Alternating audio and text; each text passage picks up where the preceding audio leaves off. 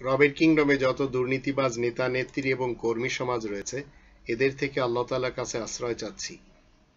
সম্মানিত দর্শকবৃন্দ, আপনাদের সকলকে জানাই সালামুন আলাইকুম। বাংলাদেশি সেবা পার্টির কাছে জিজ্ঞাসা করা হয়েছে, ভারতের মুসলমানেরা, বাংলাদেশের মুসলমানেরা, পাকিস্তানের মুসলমানেরা, আফগানিস্তানের মুসলমানেরা কতদিন তারা মার খাবে, আর ভারতের মুসলমানদের কপালে হিন্দুদের পক্ষ থেকে কতদিন মার খেতে হবে, কেন খেতে হবে, এমনকি বাংলাদেশের ভবিষ্যৎ কি? এ ব্যাপারে কোরআন কি বলে, আসুন আমরা কোরআন থেকে জেনে নিই আল্লাহ কি বলছেন। তাহলে আমরা বুঝতে পারবো আমাদের দেশের মুসলমানেরা আজ কেন ভারতীয়দের হাতে মার খাচ্ছে। ইসকন এবং হিন্দুত্ববাদ যারা আমাদের দেশে প্রশাসনে এবং বিভিন্ন সেক্টরে বসে আছে, তাদের পক্ষ থেকে এই জুলুম নির্যাতন কেন? কেন ওসি প্রদীপের মতো লোক শত শত মানুষকে খুন করতে পেরেছে? মনে রাখবেন, যতদিন আপনারা বলবেন ভারত আমাদের বন্ধু রাষ্ট্র, ততদিন আপনাদেরকে মার খেতে হবে। আবার ভারতের মুসলমানেরা যতদিন বিজেপির সাথে দিবে, কংগ্রেসের সাথে দিবে, ততদিন তাদেরকে মার খেতে হবে। পাকিস্তানের মুসলমানেরা, আফগানিস্তানের মুসলমানেরা যতদিন গণতন্ত্রকে বিশ্বাস করবে, ততদিন তাদেরকে মার খেতে হবে। কারণ এই গণতন্ত্র বাংলাদেশ, পাকিস্তান, ইন্ডিয়া, আফগানিস্তান সহ পৃথিবীর যেসব দেশগুলিতে চলে, এগুলি হচ্ছে বঞ্চিত তন্ত্র, খ্রিস্টান এবং ইহুদিদের পক্ষ থেকে বানানো। কোরআনের 5 নম্বর সূরা আল মাইদার 51 নম্বর আয়াতে আল্লাহ বলে দিয়েছেন, ইয়া আইয়ুহাল্লাযীনা আমানু লা তাত্তাখিযুল ইয়াহুদা ওয়ান নাসারা আউলিয়া বা'দুহুম আউলিয়া বা'দ ওয়া মান ইয়াতাওয়াল্লাহুম মিনকুম ফাইন্নাহু মিনহুম ইন্নাল্লাহা লা ইয়াহদিল কওমাজ যালিমিন। তোমরা যারা ঈমান এনেছো শোনো, তোমরা ইহুদি এবং খ্রিস্টানদেরকে বন্ধু হিসেবে গ্রহণ করবে না মোটেই, তারা তো নিজেরা একে অন্যের বন্ধু। এটি আজ আমরা 21 শতাব্দীতে রবের কিংডমে দেখতে পাচ্ছি। আল্লাহ বলেন, সুতরাং তোমাদের মধ্য থেকে যে কেউ তাদেরকে বন্ধু হিসেবে গ্রহণ করবে, সে তো ওদের দলে শামিল হয়ে যাবে। এই আয়াতের ছোট্ট পোর্শন থেকে খুনি হাসিনার সন্তান তাদের মেয়েদের বিয়ে করে অন্তত মুসলমানদের মধ্যে নেই।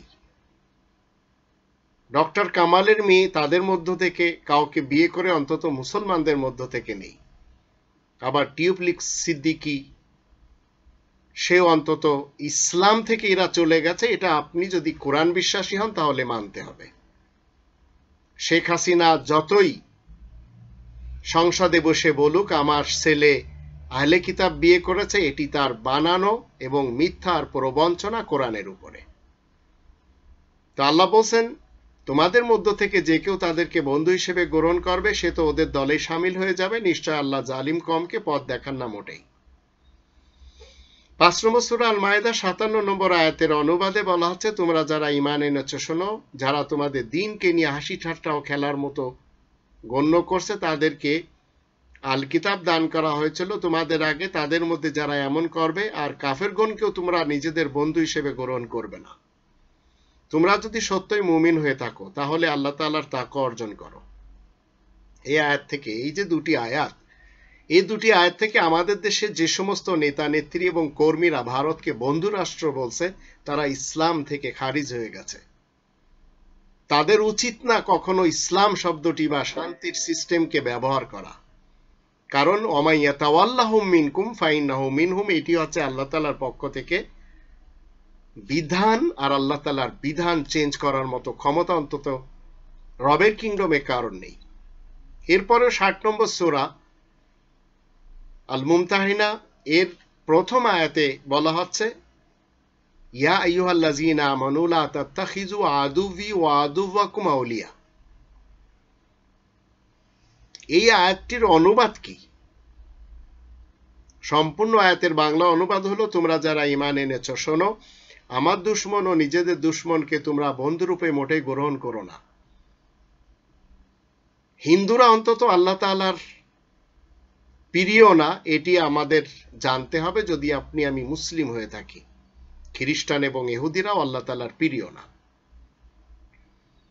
আল্লাহ এখানে কঠোরভাবে নিষেধ করেছেন, তোমরা যদি ঈমান আনার দাবি রাখো তাহলে মনে রাখবে তোমরা আমার দুশমন এবং নিজেদের দুশমনদেরকে বন্ধু হিসেবে গ্রহণ করবে না, যাতে তোমরা তাদের সাথে বন্ধুত্ব কায়েম করতে লেগে যাও, অথচ তোমাদের কাছে যে সত্য থেকে এসেছে তা যে তারা অমান্য করেছে।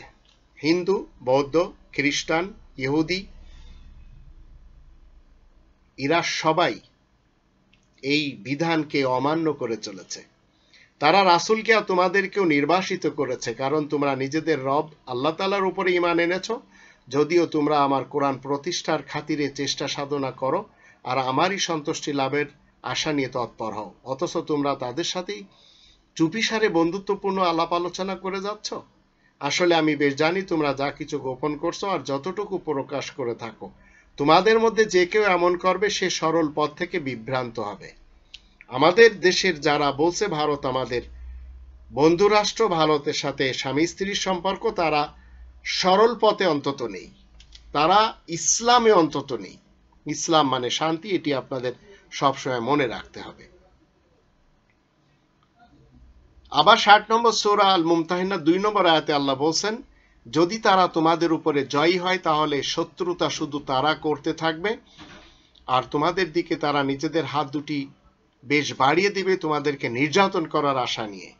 আজ হিন্দুত্ববাদ এবং ইসকনের হাতে বাংলাদেশ, দিল্লির কবজায় বাংলাদেশ, এদেশের প্রত্যেকটি মানুষ আজ জুলুম নির্যাতনের শিকার। আর তারা কটূক্তিও করতে থাকবে, সেটিও হচ্ছে কখনো নবী নিয়ে, রাসূল নিয়ে, ইসলাম নিয়ে, কোরআন নিয়ে, আল্লাহকে নিয়ে কটূক্তি হচ্ছে এদেশে, যাতে তোমাদের ক্ষতি হয়। তাদের আশা হচ্ছে তোমরা যাতে কাফের বনে যাও।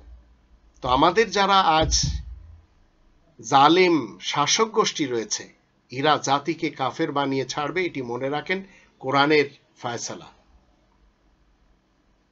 মনে রাখবেন শিয়া, সুন্নি এবং সালাফি মুসলমানদের মধ্যে রয়েছে প্রথম শ্রেণীর কাফের, আর হিন্দু, বৌদ্ধ, ইহুদি, খ্রিস্টান, মাজুসি, শিখ এবং অংশীবাদী অমুসলিমরা তারা সবাই হলো দ্বিতীয় শ্রেণীর কাফের।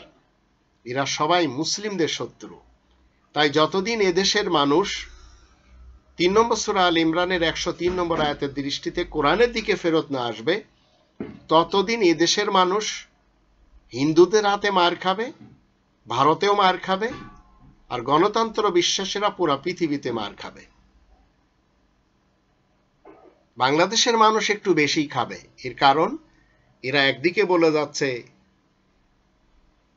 হিন্দুরা, বিশেষ করে হিন্দুত্ববাদ এবং ইসকন বিশ্বাসী এই খুনি মোদির ভারত তাদের বন্ধু রাষ্ট্র, তাদের সাথে স্বামী স্ত্রীর সম্পর্ক রয়েছে বাংলাদেশিদের। একটু চিন্তা করে দেখুন কোথায় নিয়ে যাচ্ছে আমাদের এই জালেম শাসকেরা। 3 নম্বর সূরা আল ইমরানের 103 নম্বর আয়াতে আল্লাহ বলছেন, তোমরা সবাই আল্লাহ তাআলার রজ্জু, এই কোরআনকে একত্রে মজবুতভাবে আঁকড়ে ধরো, তোমরা ফিরকা ফিরকা হয়ে যেও না। তোমরা স্মরণ রাখবে আল্লাহ যে নিয়ামত তোমাদেরকে দান করেছেন যখন একে অন্যের দুশমন ছিলে, কিন্তু আল্লাহ তোমাদের মনে আকর্ষণ পয়দা করেছেন, তারই নিয়ামতের ফলে একে অন্যের ভাই রূপে গণ্য হয়েছ, অথচ তোমরা অগ্নিকুণ্ডের কিনারায় দাঁড়িয়েছিলে। আল্লাহ তোমাদেরকে তা থেকে বাঁচিয়েছেন। আল্লাহ এমনই করে বিস্তারিতভাবে সব হুকুম তোমাদের জন্য বুঝিয়ে দিচ্ছেন যেন সঠিক পথে এগিয়ে যেতে পারো।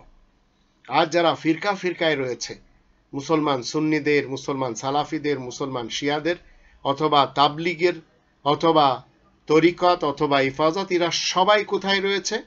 ওয়াকুনতুম আলা শাফা হুফরাতিম মিনান নার, অগ্নিকুণ্ডের কিনারায় দাঁড়িয়ে আছে।